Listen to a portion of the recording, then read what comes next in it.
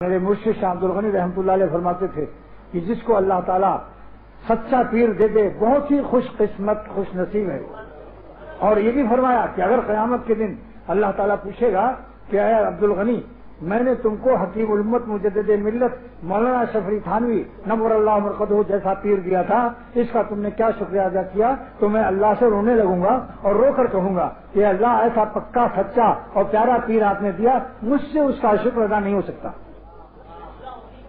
اور حضرت مفتی محمد حسن امرتسری رحمۃ اللہ علیہ فرماتے ہیں کہ اگر میں 1000 سال سجدے میں رہوں اور پھر ایک نظر حکیم الامت مجدد ملت مولانا اشرف علی صاحب رحمۃ اللہ علیہ کو دیکھ لوں تو 1000 سال کا سجدہ حکیم الامت ایک اللہ کے ولی کو دیکھنے کا شکریہ ادا نہیں ہو سکتا. اور فرمایا کہ جب اگر اللہ تعالیٰ قیامت کے دن یہ فرما دے یہ اس طرف جنت ہے لیکن تمہارے پیر حکیم الامت کی مجلس ادھر لگی ہوئی ہے تو تم کدھر جاؤ گے؟ تو میں اللہ سے کہوں گا کہ میں اپنے مرشد کی مجلس میں جاؤں گا.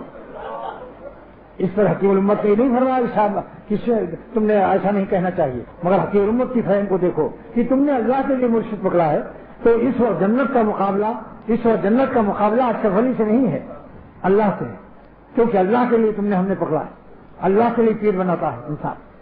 تو بتلا رہا ہوں کہ راہبر کا سچا مل جانا نعمت عظمیٰ ہے، شکر ادا کرو. اور ہمارا سلسلہ اللہ کا شکر ہے کہ عجیب و غریب ہے، چاروں دریا اس میں آتے ہیں، چشتیہ، قادریہ، نقشبندیہ، سہروردیہ. پوری دنیا میں ایسا مبارک سلسلہ شاید ہی پاؤ گے جہاں چاروں دریاؤں کا چہارگم ہو، سنگم نہیں. یہ لغت میں بنا رہا ہوں بھائی، لغت مخلوق کے کلام میں مجھے ترمیم کا حق حاصل ہے، ایجاد کا حق حاصل ہے. مخلوق ہمی ہے تو مخلوق 2 دریاؤں کے ملنے کو سنگم کہتی ہے اور 3 کو تربینی، اور اگر 4 دریا آ جائے تو چہارگم. تو اللہ کا شکر ہے کہ ہم لوگوں کو اللہ تعالیٰ نے سچے پیروں سے واسطہ عطا فرمایا. تو اللہ والوں کے ساتھ رہو، جتنا زیادہ ساتھ رہو گے اتنا ہی گناہوں کے جراثیم میں کمزوریاں آئیں گی.